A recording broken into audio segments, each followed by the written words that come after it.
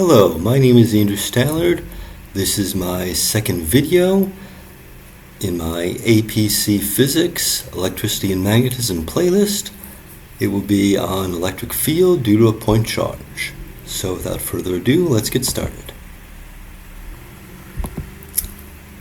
Electric field, usually symbolized by E, it's force per unit charge. You can imagine, let's say if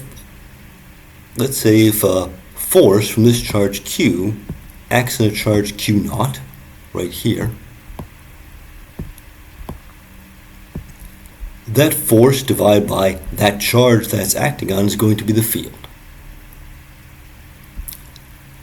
And the formula is, of course, very similar to the Coulomb formula. It is K, where K is still the Coulomb constant, which is still the same as 1 over 4 pi epsilon naught, which is 8.99. Sorry about that, pen keeps slipping. Times 10 to the 9 in MKS units.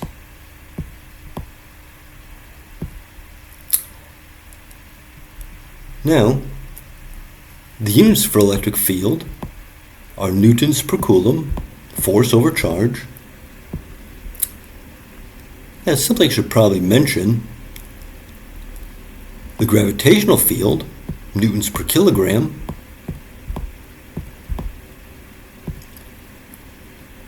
has the same units as acceleration, meters per second squared.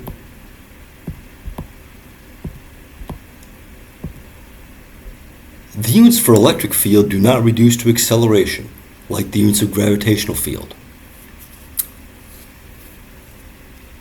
That becomes very important when we talk about the principle of equivalence in general relativity, but that's beyond the scope of this class. Now, we symbolize field with these lines with arrows. These lines are not vectors, even though field is a vector quantity and can be represented with vector arrows, so be cognizant of exactly what the arrows mean. From positive charges, they go out, and in negative charges, they go in. They go towards the charge. The denser the field lines, the stronger the field. For a point charge, they are stronger close to the charge itself, weaker as you go away. But let's look at this other case here. This is a disk of charge, which we're going to talk about in a later lecture, okay? And notice that all around this disk is actually the same charge density, so there's a symmetry. Charge on one half is the same as the charge on the other half, in any half. So they all cancel each other out, leaving the only place for the field to be along the z-axis. Let's look at some field lines of other charge distributions. This is called a dipole, a positive and negative charge. The field lines go from the positive to the negative charge. Density is minimized in the middle and maximized towards the charges. Now this one, to the same charges, the field in the middle is 0 because they are pushing each other away. Field equidistant between two of the same charges is 0. This one is a point charge going towards a surface of charge. Now this one we're going to talk about in a later lecture when we go over capacitance, the field between two surface charges.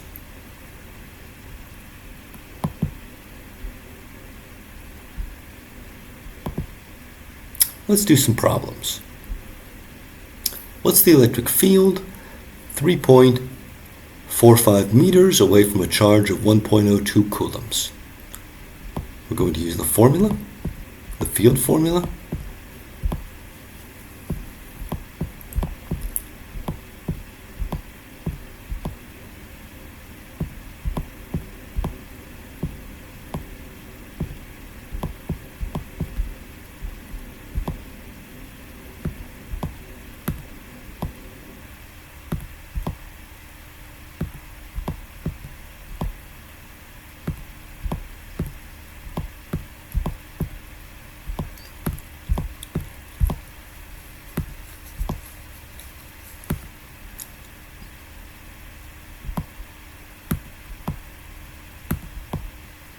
K times Q, which is 1.2, and all over 3.45 squared.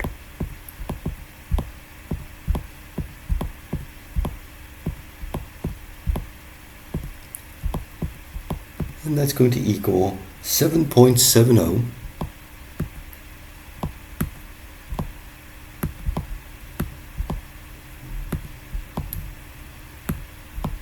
times 10 to the 9 newtons per coulomb. That is going to be in the r hat direction, in the direction of r. Now what's the force? 2.13 NC. What does N mean? The metric prefix N is nano. That's 10 to the negative 9. So we must multiply this here by 2.3. Oops.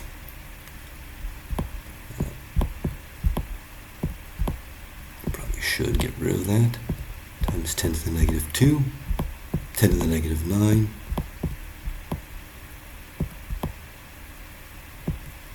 Times,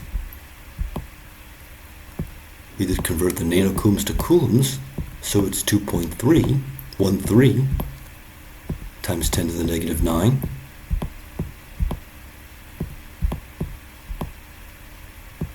And that's going to equal 1.64 newtons.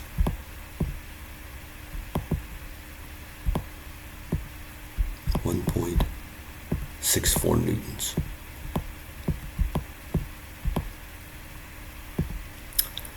Oh, this one.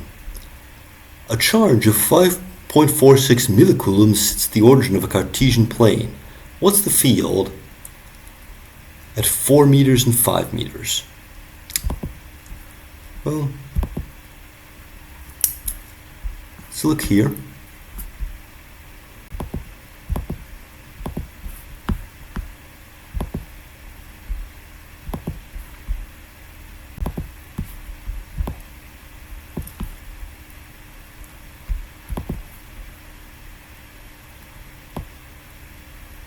Draw a Cartesian plane.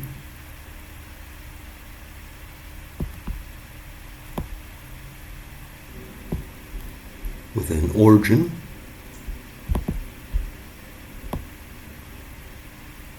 where there is a charge of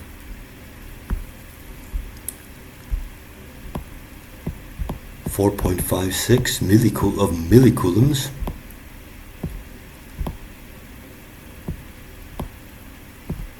Now what is the field here? 4, 1, 2, 3, 4, 5. What's the field here?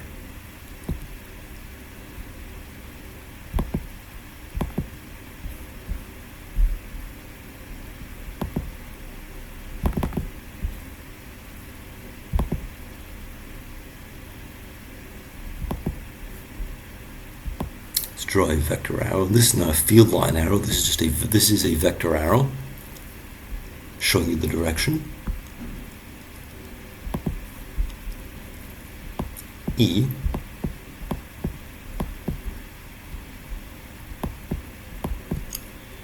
KQ over R squared. Now what's R squared?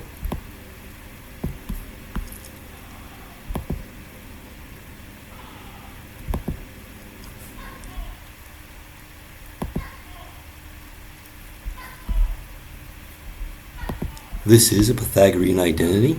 So here we have 4, 4, and 5. It's going to be R squared. It's going to be 4 squared plus 5 squared, which will be 39.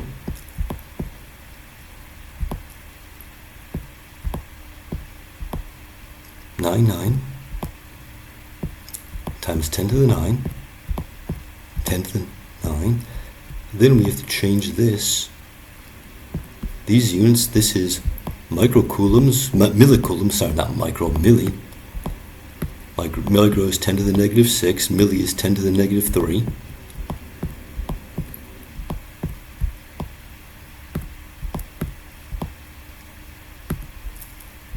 All over 4 squared plus 5 squared, 25 plus 16 is 39. And then that equals 1.05. If you put in your calculator or your computer algebra system, times 10 to the 6 newtons per coulomb. And if I wanted to draw field lines for this, I would just draw them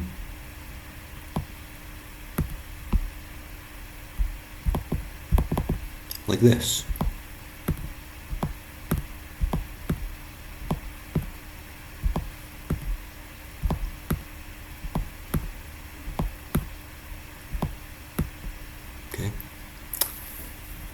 The vector line for the field at the point we want. All the other lines, they might be they're just field lines. Okay.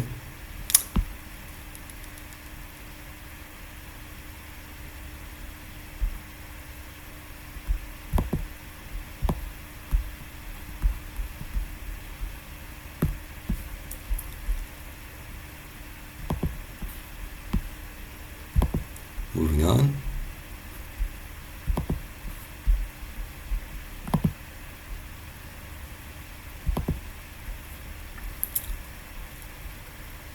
The picture above shows 4 charges fixed in the position at the corners of a rectangle measuring 2 centimeters by 4 centimeters. Assuming the charges are all of equal magnitude, how many locations on either line A or line B will be placed with 0 electric field? Now let's look at this. Let's draw some field lines. This, since this will go from the positive to the negative charge, it will look like this. Density will get lower here.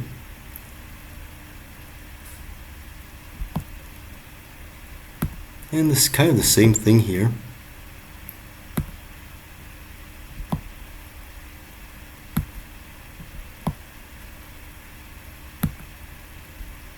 And here, this is going to be this way.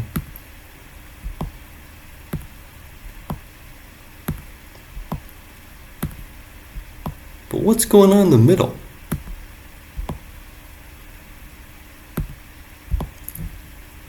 Notice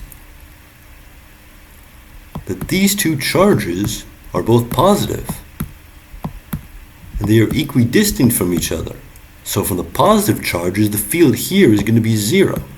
And again, 2 negative charges both equidistant from each other. That's also going to give a 0 field in the middle, and 0 plus 0 is 0. So there's 1 point, okay, where the field is going to be 0 on lines A and B. Here we have some field strength. Here we have some too. Only right here in the middle is going to be exactly 0.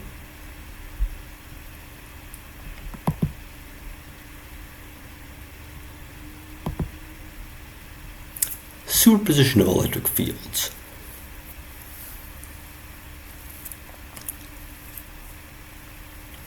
I wrote that down twice in slightly different words to make it very clear. And this is a vector line for the field, not a field line, okay? Field from Q1, field from Q2. The field at this point is here. The force on a charge Q at that point it would experience would be QE in that direction. And if there were no other forces on it, it would begin to accelerate in that direction. That's the idea of superposition, that the sum the sum of all the quantities is just is the actual combined quantity. Okay? It can be a scalar or a vector.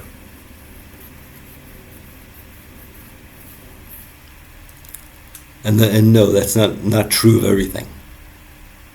Not everything has superposition. the electric field does. Now let's do some problems.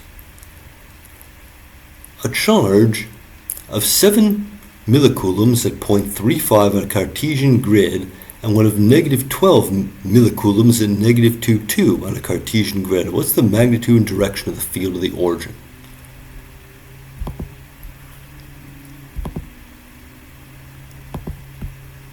Let's go here.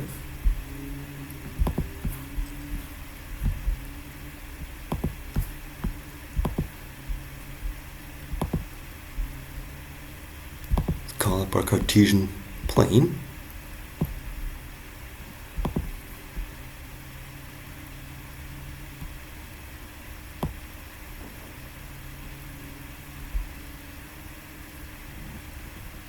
Should be an arrow here.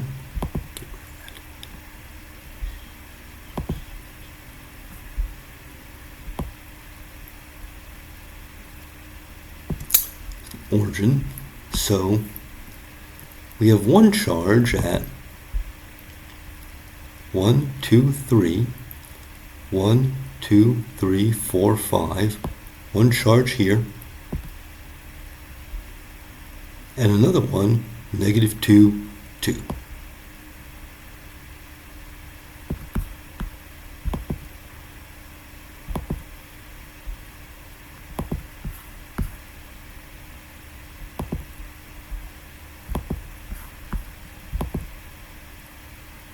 And the field is going to be pointed, we want the total field pointed here and here.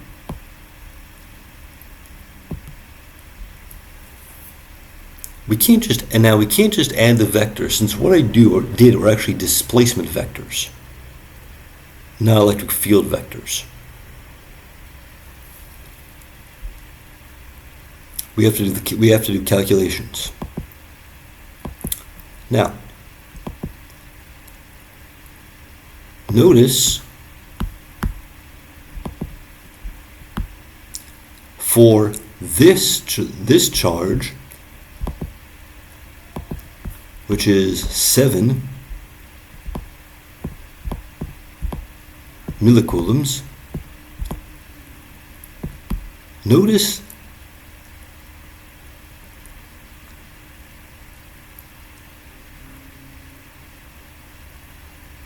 it's coming out.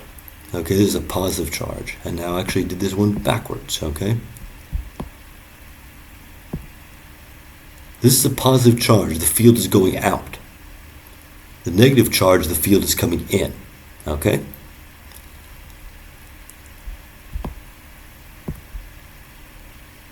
I had the arrow backwards in the negative charge the last time, this 12.0 millicoulomb. Now, the field of the first one, I'm going to call this E1. I'm going to call this angle theta.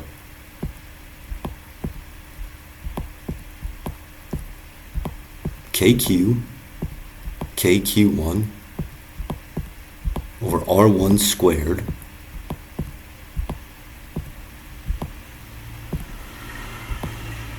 cosine is going to be minus cosine theta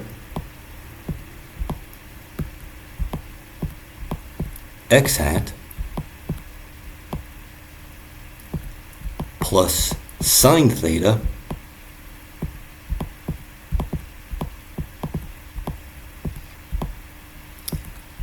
y hat.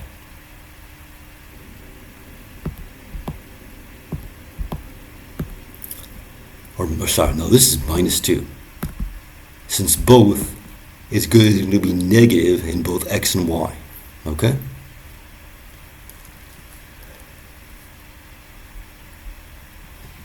And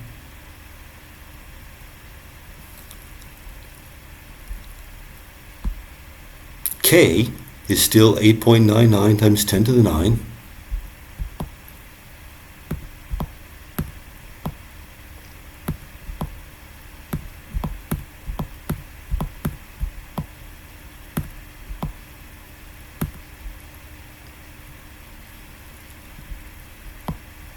Q1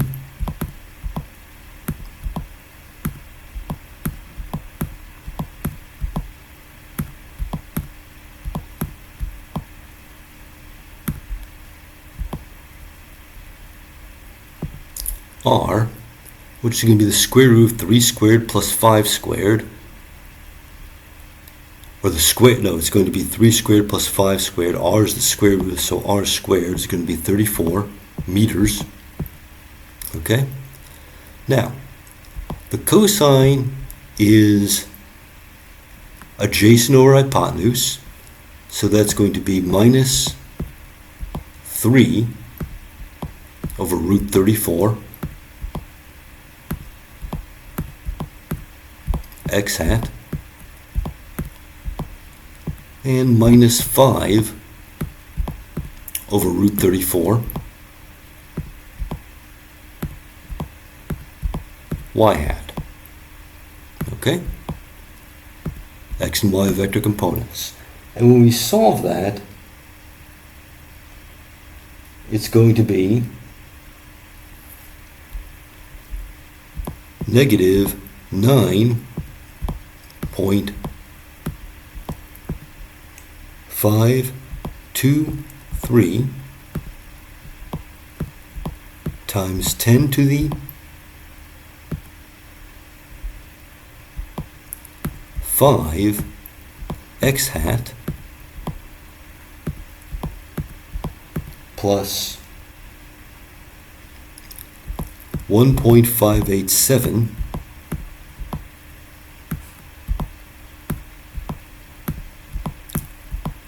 times 10 to the 6 y hat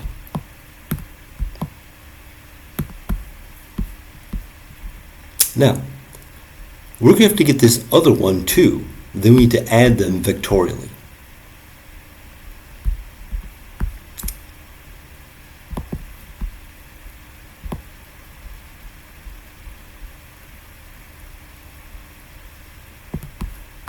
So,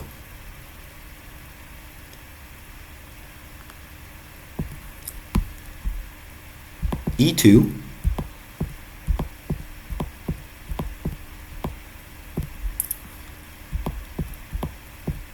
is going to be K Q2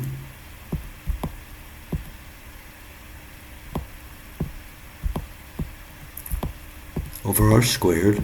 I'm going to call this angle alpha. That's going to be the magnitude. Now,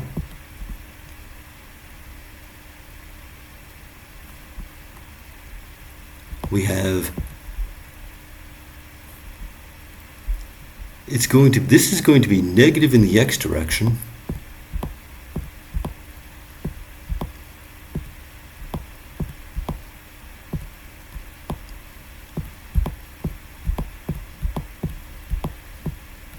but it's positive in the y direction. You see this way this arrow is going? Negative in the x, positive in the y.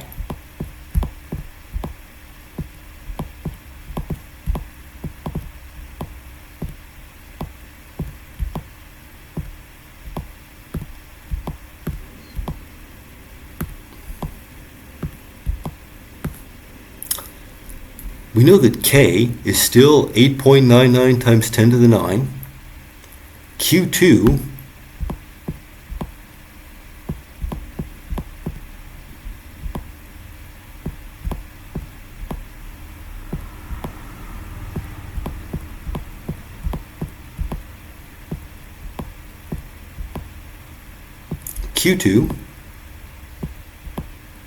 is going to be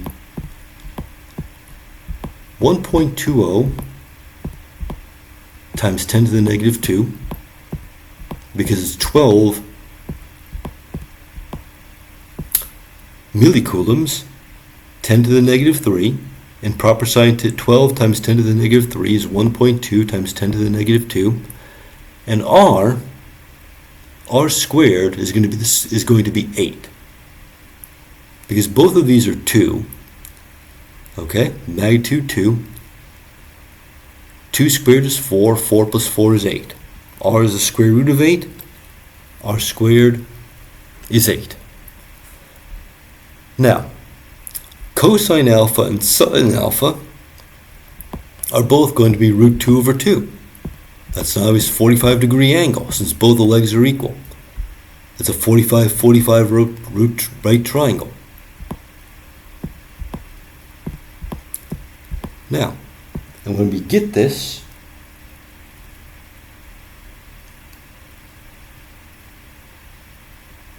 we have negative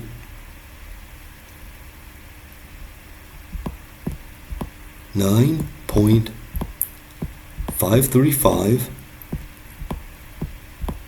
times 10 to the 6, and that's our x component, plus, sorry, this is negative here too, I missed that.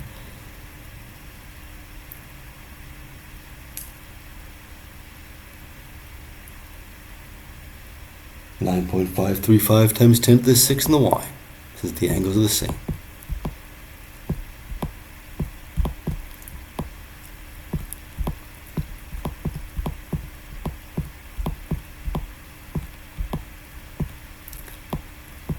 And then you have to add these, they're vectors. You must add them component by component.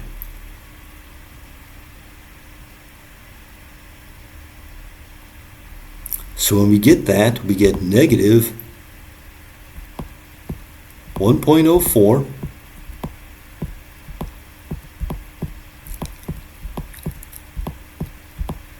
times 10 to the 7 in the x direction, plus 7.95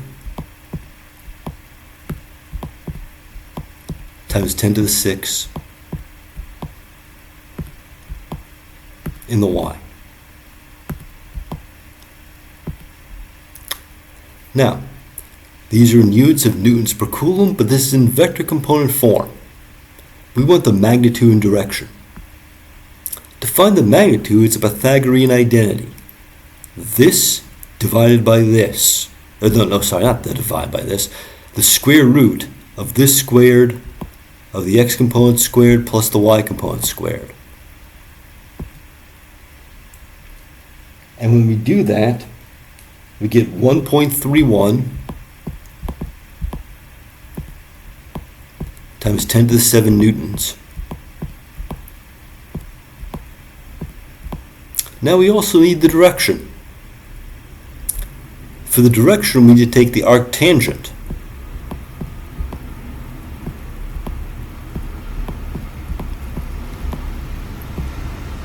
Instead of 10 to the 6, I'm just going to make this 0.795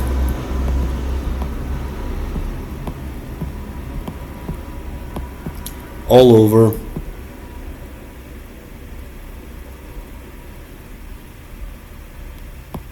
1.04, because the 10 to the 7s cancel out. And what we get is, when you put that in your calculator, it's 37.4 degrees. But since x is negative and y is positive, it's going to be in the third quadrant.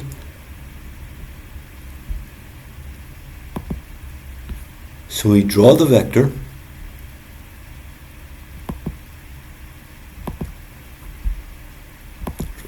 It's going to look something like this.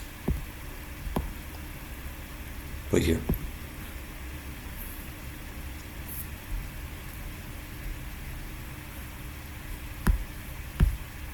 And this angle will be your 37.4 degrees.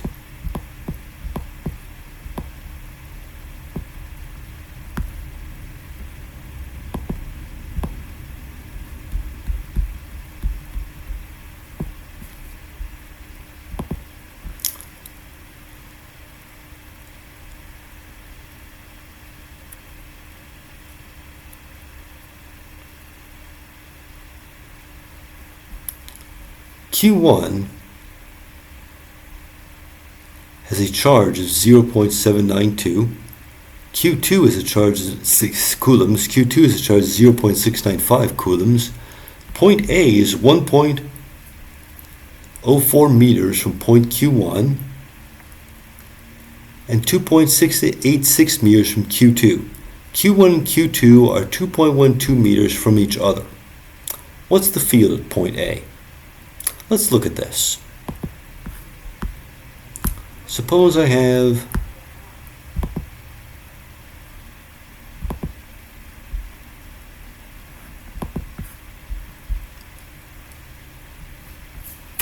Q3. Suppose, let's say, A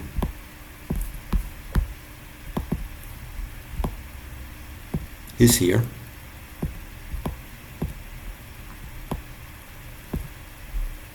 And Q2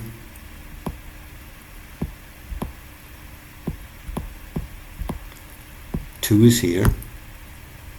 And this distance here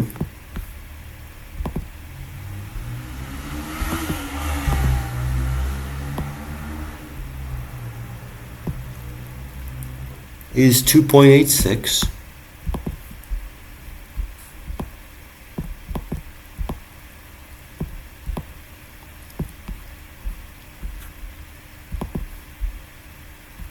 Let's say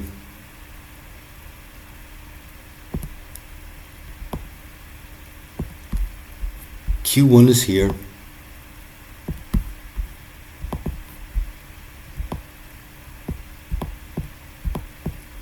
And this is 1.04.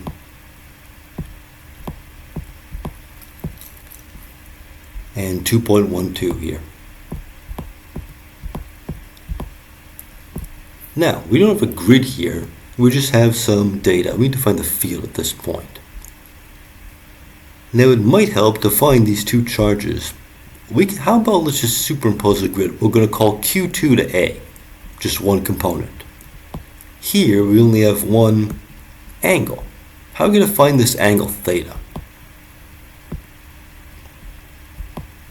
We have to use the law of cosines, the generalization of the Pythagorean theorem.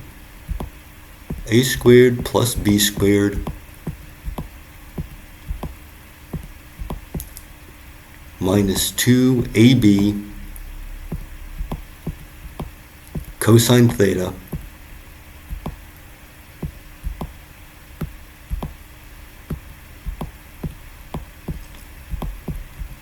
equals C squared. And again, A, B, and C are arbitrary here. It's not like a right triangle where C is the right triangle, okay? And that's just a special case where theta is 90 degrees and the cosine is 0, okay? So we're looking for the angle opposite 2.12, so C is going to be 2.12, okay? And we solve for theta, we get 31.4 degrees.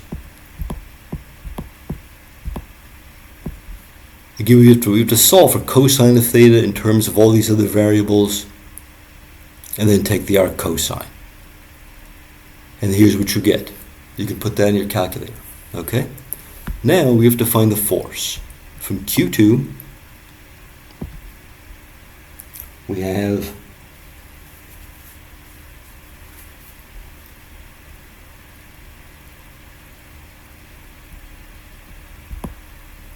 Q2, KQ2 over 2.86 squared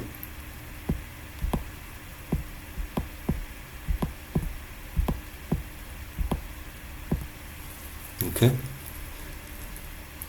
K is still 8.99 times 10 to the 9, and Q2 is 0.695 coulombs. And so when we find this, we get 5.234 times 10 to the 9 And I'm going to call this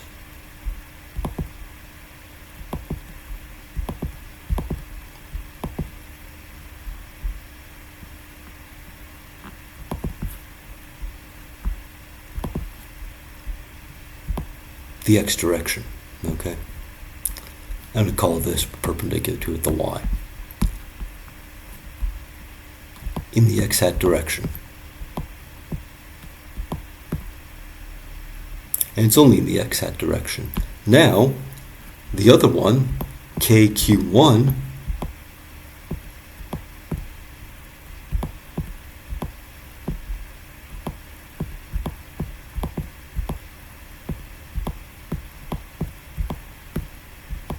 squared times cosine theta x hat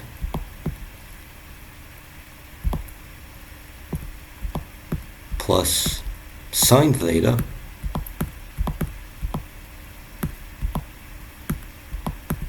y hat. And I can call this positive because I can orient this anywhere I want. There's no pre-existing grid.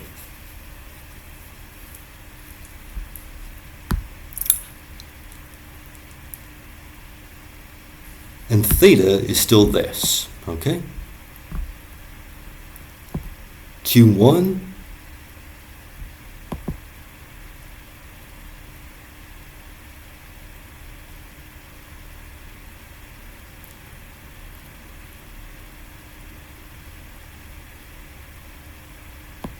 was 7.92 coulombs, and when we solve that,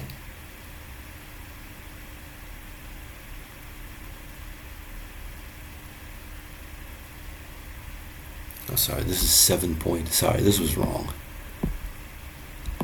This is 7.639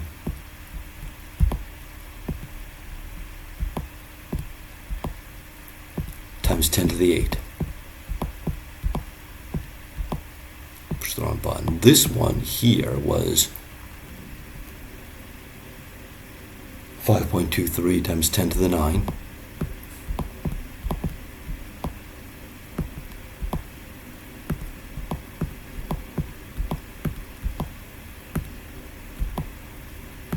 Plus 3.99 the x hat direction times 10 to the 9 in the y hat direction. Now you have to add these vectorially, and what we get is 5.993 times 10 to the 9, 5.93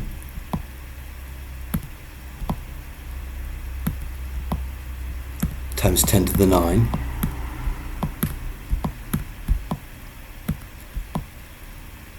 in the x hat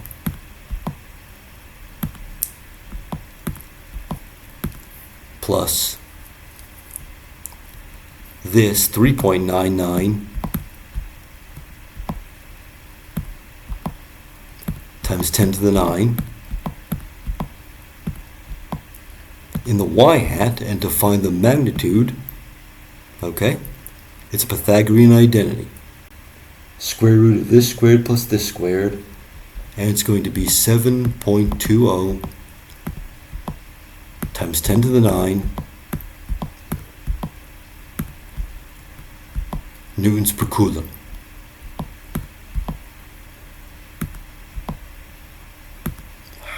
Can't write down N anymore. Newtons per coulomb. That's like an M. That should be an N. Sorry about that.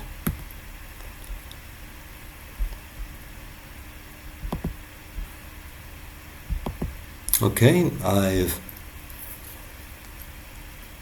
hope that was useful to you. That is what you need to know to find the electric field due to a point charge. on the AP exam and most other physics classes too. And next time we're going to go over more complicated electric field geometries. Thank you very much for listening. I hope this was useful.